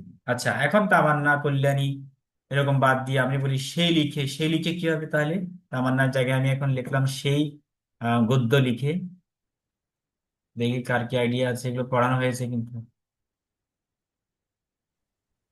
সা গদ্যম তাহা পদ্যম লিখতি। হ্যাঁ, গুড, চমৎকার। সা পদ্যম লিখ- লিখতি। লিখতি। সা পদ্যম লিখতি, সা মানে কখন নারীবাচকের ক্ষেত্রে আমরা, সর্বনাম পদের ক্ষেত্রে আমরা সা প্রয়োগ করি, বা ইংলিশে যাকে বলা হয় কি বলে যায়, যে প্রোনাউন, হ্যাঁ, সা। আর পুরুষের ক্ষেত্রে কি বলবো? সহ, সহ মন্দিরম দৃশ্যতি, লিখলাম সহ মন্দিরম দৃশ্যতি, ঠিক আছে।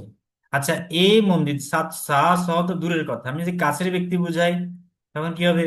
এই মন্দির দেখে বা দেখছে,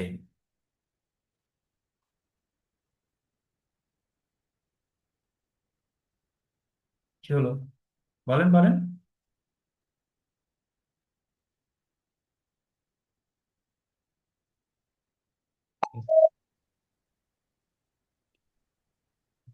সবার পড়াশোনা একদমই হচ্ছে না। মন্দিরম। হ্যাঁ হ্যাঁ, কি অত্র মন্দিরম পশ্যতি। কি আবার বলুন। অত্র মন্দিরম না না, পশ্যতি। অত্র কেন, অত্র কেন, আমরা কি ভুলে গেছেন? এই সব পড়াইছিলাম না, এই সব মানে কি এই,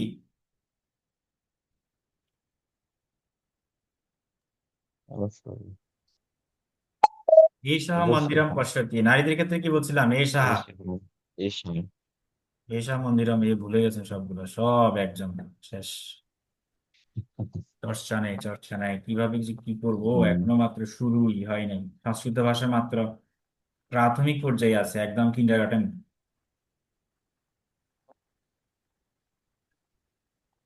তাহলে এষা মন্দিরম পশ্যতি বা এষা মন্দিরম পশ্যতি সাহা মন্দিরম দৃশ্যতি, আমরা এগুলো পড়াইছিলাম না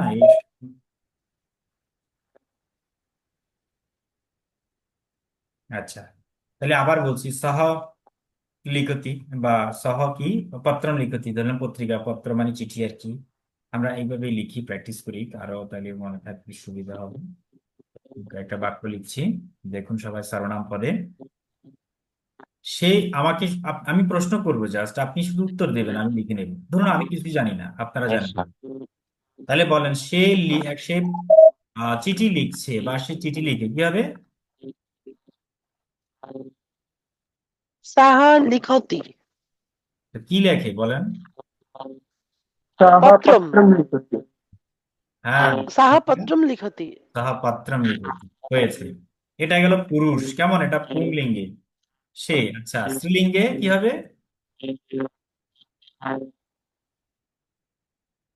सः पत्रं सः सः पत्रं लिखति কি হলো নাকি নয় আসছে। আচ্ছা, তাহলে নারীর ক্ষেত্রে আমরা সা বলবো, সা পত্রম লিখতি।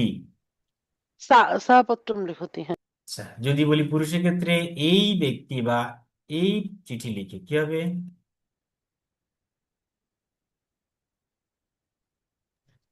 एषः पत्रं लिखति এই সহ পত্রম লিখতি, এই চিঠি লিখে।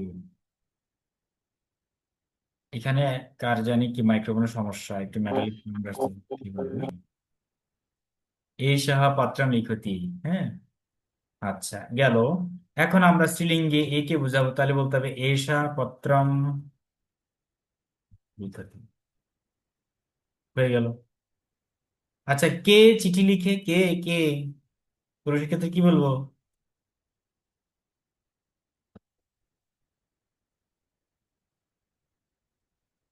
কোনো শব্দ নাই, চুপচাপ। কহ পত্রম লিখতি, কে চিঠি লিখে? প্রশ্ন, এটা কিন্তু প্রশ্ন করেছি।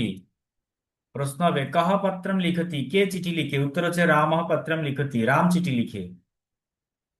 রামঃ কিম লিখতি, প্রশ্ন করতে পারি আমরা এভাবে। কনভারসেশনটা করুন না মন থেকে। রামঃ কিম লিখতি, রামা কি লিখে? তাহলে উত্তর হচ্ছে রামঃ পত্রম লিখতি। রামপত্রম লিখতি। আচ্ছা, প্রশ্ন হচ্ছে কহ কহ পত্রম লিখতি, কে চিঠি লিখে? উত্তর হচ্ছে রামঃ পত্রম লিখতি, রাম পত্র রামপত্রম চিঠি লিখতি। লিখে। সেই গেল। আর নারীর ক্ষেত্রে কি বলবো? কা পত্রম লিখতি। সः পত্রম লিখতি। সহ কেন হবে? কা দিয়ে প্রশ্ন করলে বুঝি সহ হবে উত্তর। কা পত্রম লিখতি, উত্তর হচ্ছে তামান্না পত্রম লিখতি। প্রথা, কা পত্রম লিখতি, প্রথা পত্রম লিখতি। ঠিক আছে, কা মানে হচ্ছে ওই যে স্ত্রীলিঙ্গের ক্ষেত্রে কা ব্যবহার করা হয় থাকে। কা কা মানে হচ্ছে কে স্ত্রীলিঙ্গের ক্ষেত্রে। আচ্ছা চলো, আপনি লিখেন ক্ষেত্রে কি বলবো? তুমি লিখো, আপনি ক্ষেত্রে আমরা ভবান ভবতী শব্দ ব্যবহার করে থাকি, ভবান। তাহলে তুমি বা আপনি চিঠি লিখেন, তাহলে কি হবে? ভবান পত্রম,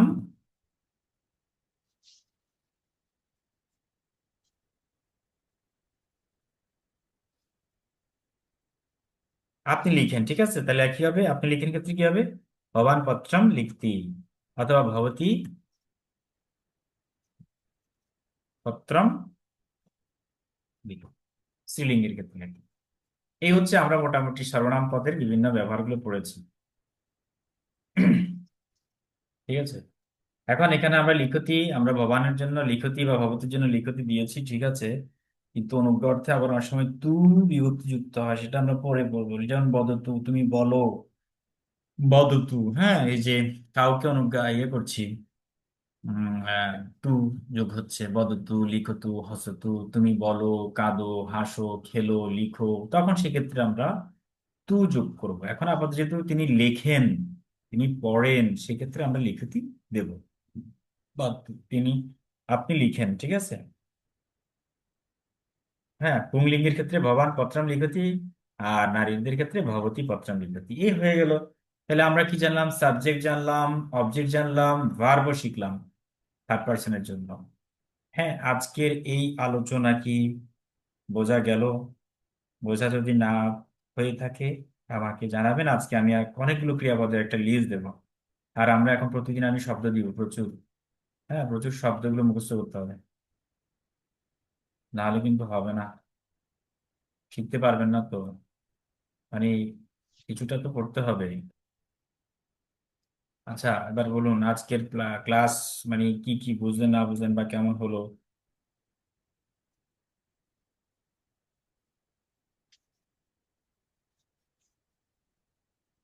দেখি সামারাইজ করুন, কেউ একজন সামারি করুন।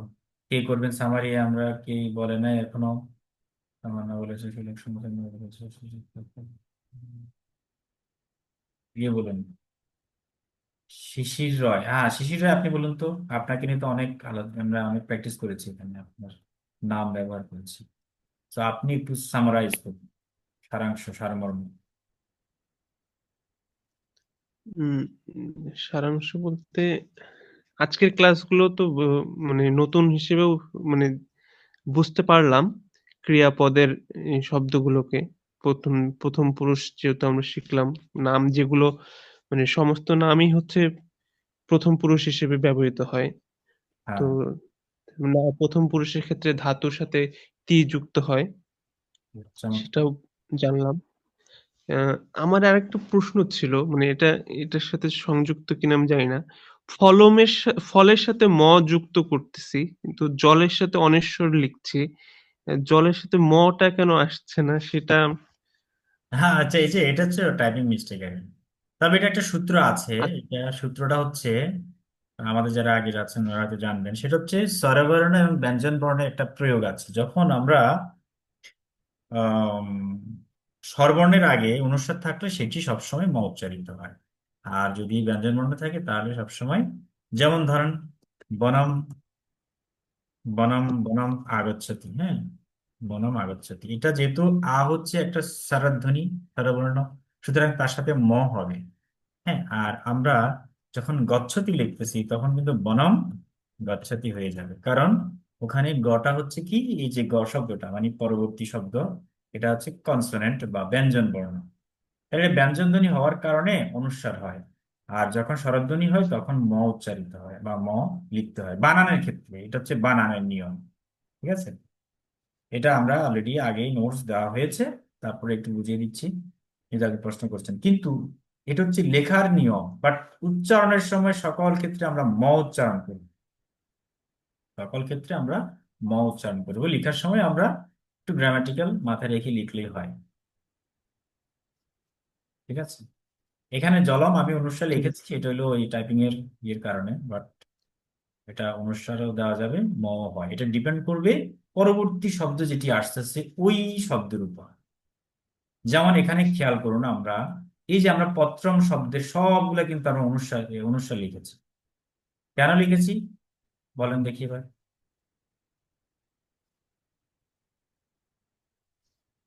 কারণ লিখতিটা হচ্ছে ব্যঞ্জন বর্ণ। ব্যঞ্জন বর্ণ লিখ। বা ব্যঞ্জন বর্ণ। হ্যাঁ লিখ, এই তো হয়ে গেছে। তাহলে ওখানে ল ছিল, এই কারণে আমরা পত্রম মানে অনুসার লিখেছি। যদি আমাদের এখানে যদি লি না থেকে অন্য কিছু থাকতো মানে স্বরধ্বনি জাতীয়, তাহলে আমরা অবশ্যই ম লিখতাম। আচ্ছা। উত্তরটা পেয়েছেন? জি দাদা। আচ্ছা আচ্ছা। হ্যাঁ, আপনার সামারিটা সুন্দর হচ্ছে, কন্টিনিউ করুন। আচ্ছা। উম, ক্রিয়াপদের তো ওই যে ধাতুর সাথে তি যুক্ত করতে হয়, যেমন গচ্ছতে, গচ্ছর সাথে গচ্ছতি, আ আগচ্ছের সাথে আগচ্ছতি, পাঠের সাথে পঠতি, লিখ ধাতুর সাথে তি যুক্ত করে লিখতি। তো এইভাবে ধাতুর সাথে তি যুক্ত করে আমরা আম, ক্রিয়া কর্তা কর্ম সম্পর্কে ধারণা পেলাম। হ্যাঁ একদম। তার হুম, এই তো হয়ে গেছে। এটা কিন্তু এক বচন, আমি এক বচন পড়াচ্ছি আজকে, আমি কিন্তু বহু বচন বা দ্বিবচনে যাইনি। আজকে কিন্তু এক বচন পড়াচ্ছি। এখানে আমরা বালক শিশির গায়ক সব এক বচন, নায়ক রামহ। ঠিক আছে, বহু বচন হয়ে গেলে সেটা ভিন্ন রূপ হয়ে গেল, তখন তৃতীয় সন্ধি, অর্থাৎ আমরা এটা আলাদা সিস্টেম। এগুলো ধাতুকে একসঙ্গে পড়াবো, তৃতীয় সন্ধি নিবস্ন শীতস্থ, শর্টকাট কিছু সূত্র আরো পরে আসবে। সন্তি, যেমন আমরা এখানে এই যে কোথায় যে পঠতি বললাম না, এটা হচ্ছে আমরা এক বচনের ক্ষেত্রে হয় আর কি, আর বহুবচন পঠন্তি হয়ে যায়। মানে তহ, আবার দ্বিবচন হয়ে যায় পঠতঃ। ঠিক আছে, পঠতি পঠত পঠন্তি, লিখতি লিখত লিখন্তি। ঠিক আছে, ওরা আমরা আস্তে আস্তে ধীরে ধীরে আসবো, একদিনে সব খাওয়া যাবে না।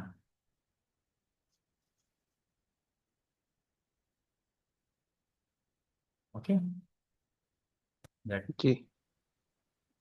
তো আমরা এবার বলুন কেমন লেগেছে আজকের ক্লাস? পড়ানো যায়, মানে আরো অনেক কিছুই পড়ানো যায়, আমি চাচ্ছি না যে স্ট্রেস বা চাপ নেওয়ার জন্য। ঠিক আছে, বাকি নোটস এটার উপরেই সম্পূরক যা যা আছে নোটস আমরা গ্রুপে দিয়ে দেবো, তবে যারা অ্যাডমিটেড তারাই পাবেন আর কি। আর আমাদের আজকে আসলে অনেকে অ্যাডমিট হতে চেয়েছিল, ইলেকশনের কারণে পেমেন্ট করতে পারছে না। আচ্ছা, যাই হোক, সমস্যা নেই, ইলেকশনটা হয়ে যাক, তারপরে সবকিছুই স্বাভাবিক। নেক্সট ক্লাস তো আমাদের ফ্রাইডেতে হবে, ইলেকশনের পরের দিন। আমরা চেষ্টা করব রেগুলার ক্লাসে অংশ নেওয়ার জন্য। আর আমি আজ থেকে নোটস দিব, শেখার জন্য, পড়ার জন্য। পড়া কিন্তু আদায় করতে হবে, পড়া আদায় না করলে আপনি শিখতে পারবেন না। ঠিক আছে, এই যে আমরা কতগুলো ধাতু, ধাতুর তো শেষ নেই, মানে কত শত শত হাজার হাজার ধাতু রয়েছে, এবং কত রূপ রয়েছে সেগুলো বলার মতো না। ভাষা মানে এগুলো সমুদ্রের মতো। এখন ওই সমুদ্রে গিয়ে ট্রেডিশনাল ভাবে যেভাবে আমরা পড়েছি বা আমাদেরকে শেখানো হয়, সেইভাবে যদি পড়তে যান তো অনেক সময় লাগবে এবং অনেক কঠিন জটিল মনে হবে। এই যে আমি আপনাকে বললাম যে তিতস অন্তি, সিতস ত, মিবস মস, এটা কি? এগুলো হচ্ছে ধাতুর বিভিন্ন একবচন দ্বিবচন বহুবচনের বিভক্তির রূপ। এখন সেগুলো একসাথে বললে আবার মাথা গুলিয়ে যাবে। বা 21টা আবার যে শব্দ রূপানি রয়েছে। ঠিক আছে, নরা, নরহ, নরু, নরাম, এই যে নরাহ, এগুলো এভাবে শিখে না শিখে আমরা আলাদা আলাদা প্রথমে একবচন, তারপরে দ্বিবচন, তারপরে বহুবচন, এভাবে করে করে আমরা শিখবো। তাহলে আমাদের কি হবে, ধীরে ধীরে আমাদের ভিত্তিটা মজবুত হয়ে উঠবে। আমাদের ফাউন্ডেশনটা স্ট্রং না হলে কিন্তু আমরা সামনে এগোতে পারবো না। তো মাঝে মাঝে আমি কোয়েশ্চেন্স করি, আপনারা কিন্তু পারছেন না। যেমন আমি বললাম যে সহ, সা, এগুলো কি হবে, বলতে পারছেন না কিন্তু, মানে চর্চা কিন্তু হচ্ছে না। তো প্লিজ চর্চা করবেন, এগুলো চর্চা না করলে কিন্তু আমরা পারবো না। আর দেবনাগরীর যে লিপিগুলো সেই লিপির ফরম্যাট গুলো আমরা দিয়েছি, সেগুলো দেখে দেখে আপনাদের জমা দেওয়ার কথা ছিল। যারা নতুন আসছেন তারাও আবার লিখবেন, লিখে লিখে জমা দেবেন। আর আমি এটার উপর একটা ভিডিও দেখিয়ে আমি নিজে লিখে লিখে দেবো। এই স্বরবর্ণ, ব্যঞ্জনবর্ণ, যুক্তাক্ষর, আকারিকা, ফলানি, রূপানি যা যা রয়েছে সেগুলোর উপরে আবার একটা প্রয়োজন, যদিও বা আমরা ক্লাসে দেখিয়েছি এখানে লাইভে, তারপরে আবার ভিডিও করে রেকর্ড করে দিব, সমস্যা নেই। আপাতত শুধু আপনি সংস্কৃত কি জিনিস, কিভাবে কথা বলতে হয়, কিভাবে বাক্য তৈরি করতে হয়, সেই প্রক্রিয়াটা আপনি আস্তে আস্তে শিখতে থাকুন। ঠিক আছে, প্রথমে যেমন আমি অহম, ঠিক আছে, আমি মানে হচ্ছে কি অহম। যেমন তম মানে হচ্ছে তুমি।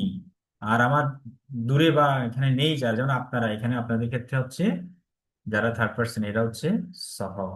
অহম তম সহ। নারীদের ক্ষেত্রে কি হবে, অহম তম সা, এভাবে। লে অহম রাজীবহ, তম কিশোরহ। হ্যাঁ, তারপর বলে সহ তাপসহ, সা সুলক্ষণা। এইভাবে আমরা চর্চা করতে হবে নারীর।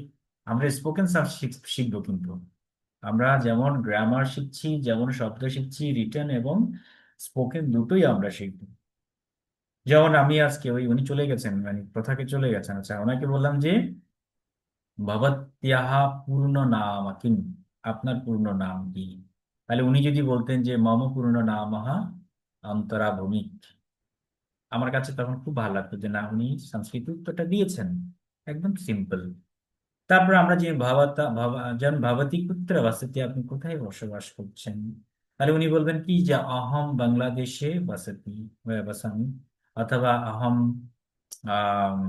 যার যার শহর সিটি নাম বলবেন আর কি, যে যেখানে থাকেন এভাবে। ভবান কিম করতি, আপনি কি করছেন বা কি করেন? তখনই বলবো যে অহম আহম শিক্ষক, অথবা অহম শিক্ষয়িত্রী, আমি শিক্ষক। ঠিক আছে, আহম বৈদ্যাহ, আহম বৈদ্যাহ, এভাবে বলা যাবে। যে কোনো বিভিন্ন পেশার নাম আছে, দিয়ে দেবে শব্দ ভান্ডার গুলো। তারপরে আপনি বলতে পারেন যে অহম কুশলাম আসমি, আমি ভালো রয়েছি, অথবা অহম সম্যক আসমি, আমি ভালো রয়েছি। ভবান ভবত ভবতা কথাম আস্তি, কথাম মানে হচ্ছে কেমন, হ্যাঁ আপনি কেমন আছেন, ভবতা কথাম আস্তি, আপনি কেমন আছেন। উত্তর হবে অহম আহ সম্যক আসমি, ঠিক আছে, আমি ভালো রয়েছি। এই যে প্রতিদিনের যে কিছু ডে টু ডে কনভারসেশন, একদম ইজি কিছু কনভারসেশনের আমরা একটু চর্চা করলে আমাদের কনফিডেন্সটা গ্রো হবে, অন্তত মনে হবে যেন আমি কিছু একটা শিখছি, আসলেই সংস্কৃত শিখছি। ঠিক আছে, এবার দেখি আপনাদের প্রশ্নের পালা, দেখি বলুন আপনারা আর কি প্রশ্ন রয়েছে। কাজ দিব আমি একটু পরে গ্রুপে পোস্ট করছি, আপনাদের অনেক কাজ, অনেক ভোকাবুলারিজ। আচ্ছা, এখানে আমি কিছু শব্দ দেখি কোথায় জানি আছে, স্ক্রিনটা আবার একটু শেয়ার করছি। এটা তো গেল, এখান থেকে একটু দিচ্ছি। এখানে অবশ্য কিছু শব্দ আছে, ধাতুগুলো কোথায়, আহ, এই যে এখানে অনেকগুলো ধাতু আছে।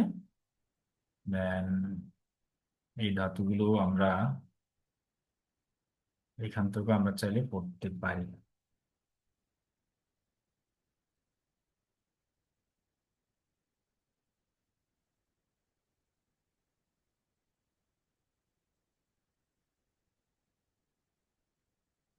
এই যে, এখানে অনেকগুলো ধাতু আছে, গাচ্ছতি মানে যায়, আগচ্ছতি মানে আসে। স্ক্রিনশট নিয়ে রাখুন প্রয়োজনে, হ্যাঁ সবাই। আগচ্ছতি মানে আসে, পঠতি মানে পড়ে, লিখতি মানে লেখে, হসতি মানে হাসে, খাদতি মানে খায়, পিবতি মানে পান করে, চলতি মানে চলে, ধাবতি দৌড়ায়, গায়তি মানে গান করে, হ্যাঁ। তারপরে এই যে আপনার বিরতি মানে খেলে, পততি মানে পড়ে। পততি মানে পড়ে, মানে যেমন পত্রম বৃক্ষাৎ পততি, অর্থাৎ পত্র গাছ থেকে পড়ে, ফলম বৃক্ষাৎ পততি, ফল বৃক্ষ থেকে পড়ে, হ্যাঁ। এই পততি মানে পড়ে। এই পতত থেকে তো পতঞ্জলি শব্দটা উৎপত্তি হয়েছে। আমরা যে বিখ্যাত ঋষি পতঞ্জলির কথা আমরা জানি, আমাদের যে যোগ দর্শনের প্রণেতা সেই পতঞ্জলি, পতত, উনি ওনার মার যে কৃতাঞ্জলি, অর্থাৎ এভাবে ওনার হাতের মধ্যে উনি, মা যখন চেয়েছিল ভগবানের কাছে, ভগবান সেই সাপ, ছোট্ট একটা সাপের বাচ্চা রূপে ওনার হাতে অঞ্জলিতে পড়ছিল, এই জন্য নাম হয়েছে পতঞ্জলি। তাহলে অঞ্জলি মুদ্রায় বা অঞ্জলির মধ্যে যখন পড়েছেন, তাই এই জন্য নাম হয়েছে পতঞ্জলি। এই জন্য দেখবেন আপনি যদি সার্চ করেন যে আমাদের এই ওনার বডি শেপটা কেমন, উপরেরটা হচ্ছে সাপের মাথার মতো, সরি, উপরেরটা হচ্ছে মানুষের মাথার মতো, আর বাকি অংশটা সাপের লেজ পেঁচানো। এই আমাদের যে বিখ্যাত ঋষি আর কি, পতঞ্জলি। আচ্ছা, এই যাই হোক, এটা হলো পদ্ধতি। আর ভ্রমতি মানে কি, বেড়ায়, যে ভ্রমণ করে, এই ভ্রম ধাতু থেকে আসছে। ভ্রম মানে হচ্ছে, ভ্রমতি মানে হচ্ছে বেড়ায়, তিনি বেড়ান, ঘোরাফেরা করেন আর কি। নয়তি মানে নেয়, আর নেয় নয়তি।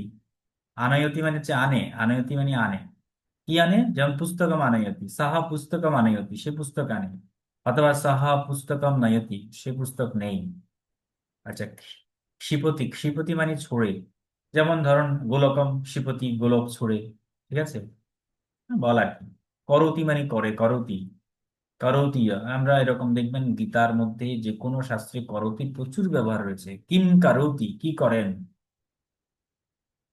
করতি মানে করে, ওই কর ধাতু থেকে আসছে। শৃণ ধাতু থেকে শৃণোতি আসছে, শৃণোতি, শোনে, ঠিক আছে। যেমন আমি ধরুন, আমি গীতম, তাহলে অহম গীতম, সরি অহম না, এই সহ গীতম শৃণোতি, অর্থাৎ সে গান শোনে। সহ বাক্যম শৃণোতি, হ্যাঁ।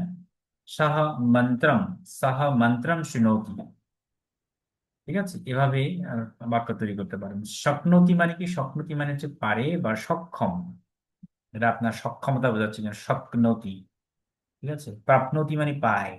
স্বীকরতি মানে গ্রহণ করে, এটা আমরা আজকে পড়েছি স্বীকরতি, বা স্বীকরতিও পড়েছিলাম, গ্রহণ করো, আর এটা হবে গ্রহণ করে, দেখুন। আচ্ছা, আর হচ্ছে আম, দর্শয়তি মানে দেখায়, বাদয়তি মানে বাজায়, যেমন বাজনা বাজায়। চিন্তয়তি চিন্তা করে, পীড়য়তি জ্বালাতন করে, পীড়া পীড়া পীড়া। তাড়য়তি মানে হচ্ছে মারে, যেমন আমরা বলতে পারি মা বাচ্চাটিকে মারে, ঠিক আছে, তাহলে কি হবে, জননী, আমরা এক্ষেত্রে জননী বলতে পারি, হ্যাঁ, জননী মানে মা, জননী মানে মা আর কি। জননী, আম, কি বলা যায়, বালকম তাড়য়তি, হ্যাঁ, মারে, তাড়না করে আর কি। আচ্ছা, এরপর গেল সূচয়তি মানে জানায় বা সূচনা করে, চোরয়তি মানে চুরি করে, চৌর্যবৃত্তি, স্থাপয়তি স্থাপন করে, প্রক্ষালয়তি ভই হাত পা আমি প্রক্ষালন করি আর কি। উদ্ঘাটয়তি মানে খুলে, উদ্ঘাটন মানে হচ্ছে আবিষ্কার করা আর কি। দদাতি মানে হচ্ছে কি, বিদ্যাম দদাতি মানে কি, যে বিদ্যা দেয়, হ্যাঁ। আচ্ছা, বদতি মানে বলে, বদতি সহ, সহ সংস্কৃতম বদতি মানে সে সংস্কৃত বলে, ঠিক আছে। আচ্ছা, তিষ্ঠতি, তিষ্ঠতি মানে কি, থাকে।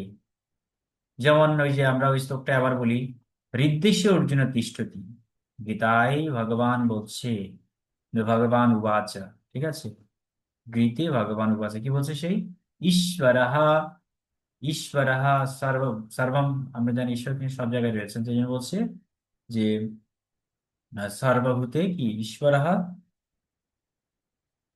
সর্বভূতে, হ্যাঁ, এই হৃদ্দেশ অর্জুন তিষ্ঠতি, তিষ্ঠতি মানে অবস্থান করা। আচ্ছা, উত্তিষ্ঠতি মানে হচ্ছে ওঠে, ওঠা। উত্তিষ্ঠ তু মানে উঠো, আর সে উঠে তাহলে সহ উত্তিষ্ঠতি, ঠিক আছে। উপবিশতি মানে হচ্ছে বসে, পশ্যতি মানে দেখে, ক্রীণাতি মানে কেনে, মানে হচ্ছে ক্রয় করা, বাই। পৃচ্ছতি মানে প্রশ্ন জিজ্ঞেস করা, কোনো কিছু জিজ্ঞেস করা, পৃচ্ছতি। হ্যাঁ, পৃচ্ছতি, জানাতি মানে জানে, ত্যাজাতি মানে ত্যাগ করে, ইচ্ছতি মানে ইচ্ছা করে, বসতি বাস করে, ক্রন্দতি বসতি, যেমন পুত্র বসতি, সপুত্র বসতি, কোথায় বাস করেন, তাহলে সে বলবে সহ বাংলাদেশে বসতি, সহ ভারত দেশে বসতি, ঠিক আছে। আচ্ছা, ক্রন্দতি মানে কাঁদে, পূজয়তি মানে পূজা করে, মার্জয়তি মার্জনা করে, চিনতি তুলে, এগুলো খুব কঠিন না, খুব সহজ কিন্তু। ভবতি মানে তো হয়, এই ভব শব্দটা আমরা অনেক সময় ব্যবহার করে থাকি ওই যে বিভার্গের জন্য আর কি, হয় শব্দ অর্থ ইউজ করা হয়। অস্থি মানে আছে বা হয়, স্পৃশ্যতি মানে স্পর্শ করে, বিদ্যাতি অর্থ হচ্ছে বন্ধ করে, প্রজ্বালয়তি জ্বালা, নির্বাপয়তি নেভায়, মিলতি মানে মেলে, শ্রাবয়তি শুনে, রচয়তি মানে রচনা করে।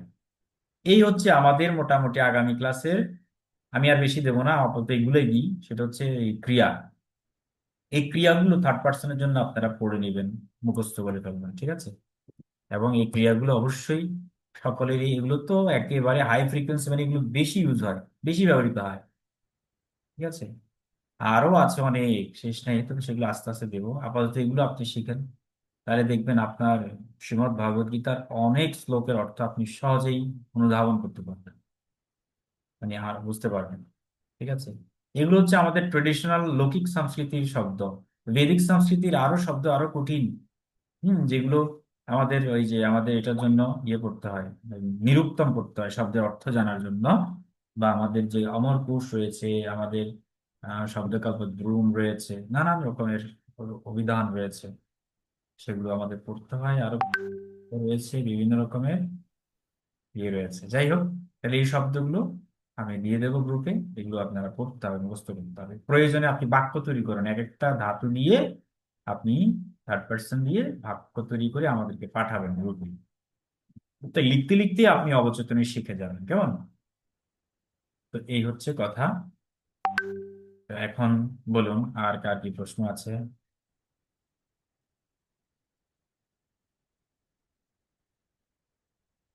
হুম, এই অনেকে ভর্তি হওয়ার জন্য নক দিচ্ছে। হ্যাঁ, বলুন বলুন, কার কি প্রশ্ন আছে, নাহলে আমরা শেষ করি, 10:30 বেজে গেল।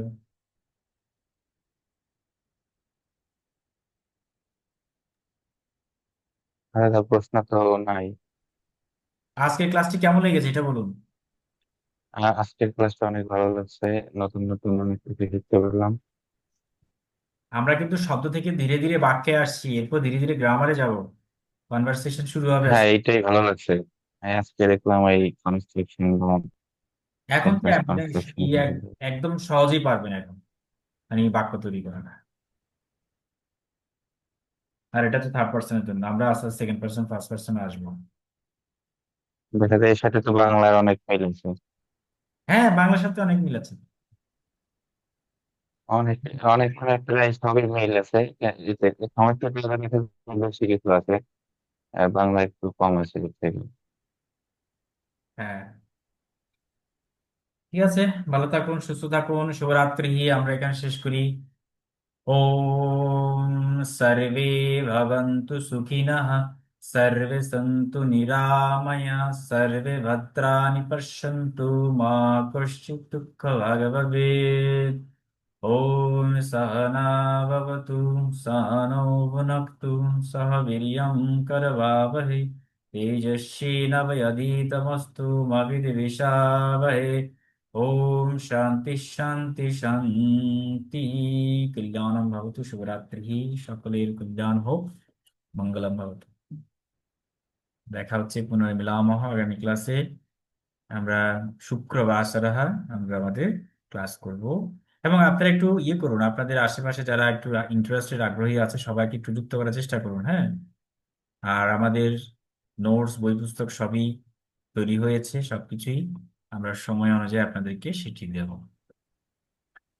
আমি আমার কাছের যারা লোক আছে তাদের সবাইকে বলতেছি যে সবাই একটু ঘুরতে একটু নিশ্চয় ভাষাটা শিখতে পারবে, অনেক কিছু জমে যাবে। হ্যাঁ, অনেকেই মানে মেসেঞ্জারে, ফেসবুকে, হোয়াটসঅ্যাপে জানা বলেন ক্লাস কে নেবেন। আমাদের সুমন কান্তি মহোদয় উনি নেবেন, তারপরে আমি তো আছি। তো পৃথিবীতে না অনেক রকমের মানুষ আছে, অনেক রকমের মানুষ, হরেক রকমের মানুষের হরেক রকমের কমেন্টস শেষ নেই। কিছু কমেন্টস আছে ভালো, আবার কিছু কমেন্ট আছে নেগেটিভ কমেন্ট। ঠিক আছে। এটাই থাকবে, এটাই তো বাস্তবিকতা। বাস্তবে কিছু একজন তো কনফ্লিক্ট হতে মানে অনেক সেখান থেকে বারবার শুধু মেসেজ দেয় ইয়েতে, আমাদের সংস্কৃত কলেজের যে পেজ আছে সেখানে কমেন্ট করে, ওনার নাম হচ্ছে অরিন্দম বিশ্বাস নাকি একটা। উনি বারবার বলেন এই যে এখানে মনে হয় টাকা মাইট যাবে, এখানে আহ, কেউ করবেন না। তারপরে ক্লাস কেমন নিচ্ছে, তাদের যোগ্যতা আছে কি নেই সেটাও জানি না। মানে আমি দেখলাম যে প্রত্যেকটা কমেন্ট নেগেটিভ, তো আজকে আমি ইচ্ছে করে ব্লক করে দিয়েছি পুরো পেজ থেকে। এই দরকার নেই আমাদের এত পণ্ডিত, এই আর কি। তো আছে যাই, না, এরকম কিছু বলছে। হ্যাঁ, না কেন ব্লক আবার করে অনেকের কাছে কোথায় দিয়ে চিটেড হয়ে যায়, পরে একটা বিশ্বাসে উঠে যায় অন্যরকম। হ্যাঁ, এক জায়গা দিয়ে হয়তো চিটেড হয়েছে, তো আচ্ছা, অনেক দিনের প্রতি আর বিশ্বাস থাকে না, এরকম একটা ভাবে। হ্যাঁ। আর সহজে আমরা পাবলিক প্লেসে আসলে নিজের পরিচয়টা আমরা দিই না। কেন দিই না সেটা আসলে নিজস্ব ব্যক্তিগত চিন্তা ভাবনা। আমরা কেউ আছে না, প্রচার করাটা ঠিক না, প্রচার বিমুখ মানুষরাই ভালো। ঠিক আছে। তো এখানে আমাদের স্টুডেন্ট কম, দেখবেন আপনার অন্যান্য জায়গায় অনেক স্টুডেন্ট, 50, 60 জন, 100 জন, 200 জন। দরকার নেই আমাদের এরকম ক্লাসের। আমরা অল্প সংখ্যক নিয়ে আমরা শুরু করেছি যাত্রা, অল্প সংখ্যকই শিখবো, শিখতে হবে। শুধু ক্লাস নিয়ে গেলাম আর ওই 10, 50, 60 জন যেখানে আছে ওরা সবাইকে শিখে ওরা ওই ক্লাস করে কয়েকদিন, এরপর শেষ। ওগুলো হচ্ছে নিঃশুল্কম। নিঃশুল্কম বলতে কি, ফ্রিতে পড়ায় আর কি, অনেকে আছে না ফ্রিতে পড়ায়। তো ফ্রিতে যেখানে ওখানে দেখবেন অনেক স্টুডেন্ট থাকে, 2 1 দিন ক্লাস করে শেষ হয়ে যায়। আমাদের এটা নিঃশুল্ক না, আমরা সবাইকে বলি আমাদের অবশ্যই এটা একটা দক্ষিণা প্রযোজ্য, অ্যাপ্লিকেবল। ঠিক আছে। একটা ভাষা শেখার জন্য এটা তো মিনিমাম, এটা তো অনেক কমই। একটা ঘটনা বলি, মানে জাস্ট যদি সবাই একটু শোনেন। একজন একজন ভদ্রমহিলা, উনি প্রশ্ন করছে এত বেশি আপনাদের এই ফি। তা আমি বললাম ওনাকে, দেখুন আমরা যখন কফি খাই 5 জন মিলিয়ে বসে যখন আড্ডা করি, তখন কিন্তু এক একটা কফির দাম 100 টাকা হয়, 500 টাকা। তাহলে মাসে যদি আমরা 4 দিন এরকম আড্ডা দিই তাহলে 2000 টাকা শেষ। আচ্ছা গেল। তাহলে আমরা যে 24টা ক্লাস হচ্ছে, 1.5 ঘন্টা করে, প্রায় 30 ঘন্টা প্লাস একজন শিক্ষক আপনাকে সময় দেবেন আড্ডার জন্য নয়, বরং সংস্কৃত ভাষা, সাহিত্য, কৃষ্টি, কালচার, ধর্মীয়, গীতা, বিভিন্ন সঠিক পথের মন, আধ্যাত্মিক এবং স্পিরিচুয়াল বা পরকালের জন্য আপনাকে সাহায্য করবেন। সেক্ষেত্রে আপনার জন্য 2000 টাকা অনেক বেশি মনে হচ্ছে। আর আপনি যদি আজকে ফিজিক্যালি অসুস্থ হয়ে যান, আপনি কিন্তু লক্ষ টাকা খরচ করতে প্রস্তুত হসপিটালে। কিন্তু আপনার যে মনের যে অসুস্থতা, আত্মিক যে অসুস্থতা, সেটার জন্য বা জ্ঞানের যে একটা গ্যাপিং বা ল্যাকিংস রয়েছে, সেটার জন্য আপনি 2000 টাকা আপনার কাছে অনেক বিশাল মনে হচ্ছে 2026 এসে। তো এই জন্য বলার পর উনি বললো যে স্যার আপনি অনেক ভালো বক্তা। ঠিক আছে, তো আমি বললাম ঠিক আছে, ধন্যবাদ, শেষ। এই হচ্ছে মানুষের এই মূল ইংলিশের পরিশ্রম। জন্য এই ইংলিশের জন্যই তো আমরা কত টিউশনি ফিরেছি। হ্যাঁ, হ্যাঁ, এই জন্যই তো আসলে উন্নতি নেই তো। এই হচ্ছে কালচারাল একটা সীমাবদ্ধতা আর কি আমাদের প্রত্যেকের। তো যাই হোক, ঠিক আছে, ভালো থাকুন। খুব ফ্রিলি একটা কথা শেয়ার করলাম আর কি, don't take otherwise. Best of luck, ভালো থাকুন, শুভরাত্রি।